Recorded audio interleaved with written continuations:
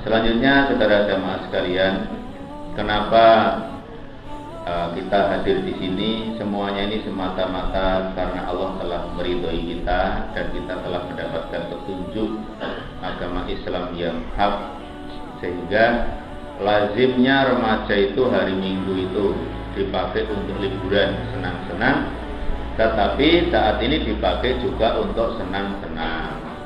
Ya apa tidak? Ya. Anda ngaji ini senang apa tidak? Ya. Kalau kita menjadi orang yang bersyukur, lisannya alhamdulillah, hatinya senang. Orang senang itu berat tidak terasa.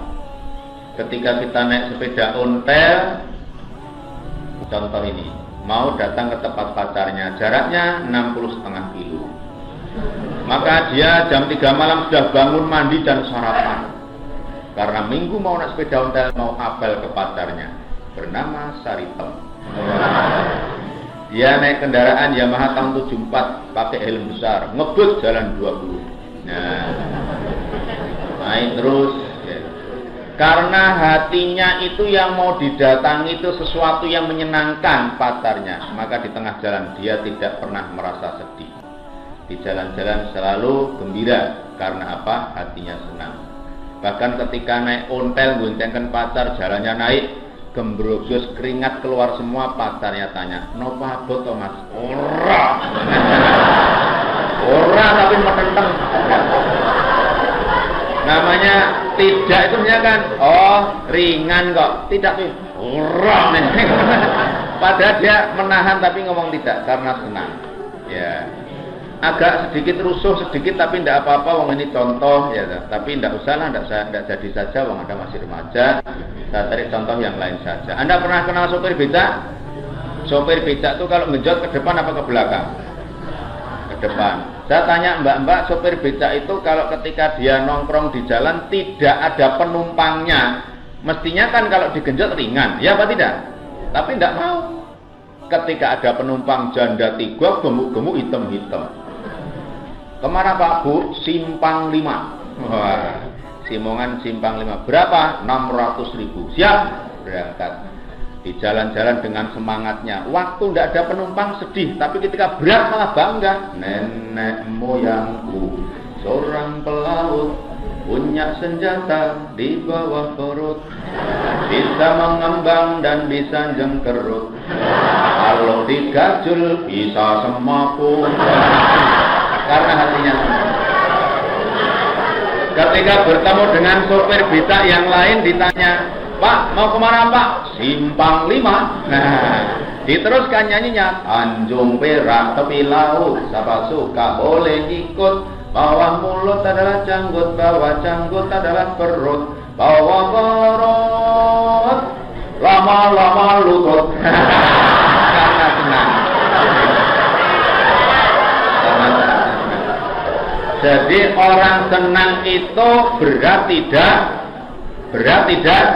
terasa. Pramuka SMP hiking jalan kaki, mencari jejak Simapur, ya, mencari jejak hiking, nggak ada kan pramuka. Oh ya nasib ya nasib.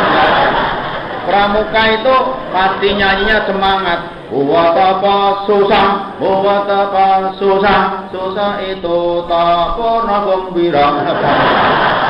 Karena apa? Hatinya senang.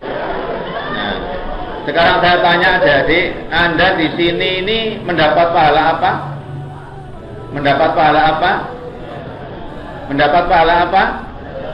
Nanti paling finalnya adalah surga. 1.